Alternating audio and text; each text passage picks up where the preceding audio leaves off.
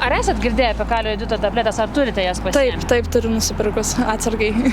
Turiu pasidėjęs tenai tokio, reiškia, esant jau pavojų signalą, viskas tenai, reiškia, tokio pakelis yra ukoliukai pasidaryti ir aš juos ir turiu netgi, tik tai pavadinimą negalėjau prisiminti. Kada jas reikėtų gerti apskritai?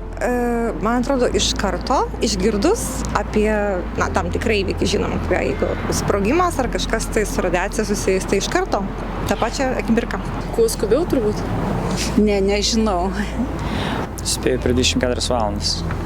Aš tikriausiai skaityčiausi instrukcijas galbūt, bet maždaug gal per kokią dieną, nežinau. Kiek aš atsimenu, liktai, kad jeigu įvyksta jau signalai, avariniai signalai, viskas iš karto reikia, jeigu turi galimybę, susileisti juos. Žinau, kad jos vienos neužtenka, kad reikia turėti jų daugiau. Gal pusvalandis kažkur greitu metu, ar per valandą iki valandos. Labai svarbu žinoti, kad kalio jodido tabletės yra vartojamos tik tai aplinkoje pasklidus radioaktyviajam jodui ir tik tai rekomendavus Sveikatos apsaugos ministerijai. Čia yra labai svarbu, nes avarinė situacija turi būti visapusiškai išnagrinėjama specialistų ir tik tai tada, kai Sveikatos apsaugos ministerija tokią rekomendaciją teikia, žmonės turi kalio jodido tabletės vartoti. Kalio jodido vartojimo laikas yra labai svarbu. Kalio jodido tabletės galima vartoti likus mažiau nei 24 valandom iki radioaktyviojo jodo patekimo į organizmą, įkvėpus ar patekus su užterštu maistu.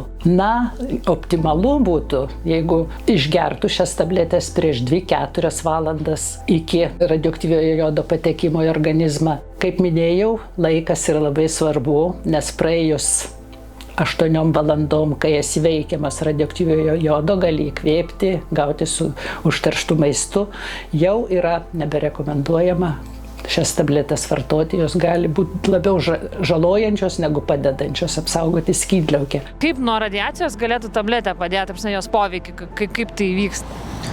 Cheminių aš ten tų visų dalykų nežinau, bet kažkaip šiaip nežinau, kaip aiškinti. Kad apsaugotume skydliaukę nuo radiacijos.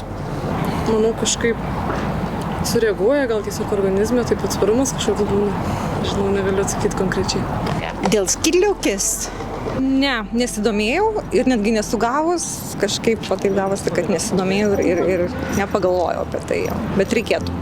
Tai dėl skydliaukės viskas. Kalio jodido tabletės yra nereceptinis vaistinis preparatas, skirtas apsaugoti skydliaukę nuo žalingo radioaktyviojo jodo poveikio. O skydliaukė natūraliai yra mūsų mikroelemento jodo buveinė, nes mikroelementas jodas yra reikalingas skydliaukės hormonų gamybai. Todėl, naudojant kalio jodidą, skydliaukė absorbuoja stabilųjį jodą, kalio jodidą, ir apsaugo skydliaukę nuo radioaktyviojo jodo kaupimosi skydliaukėje.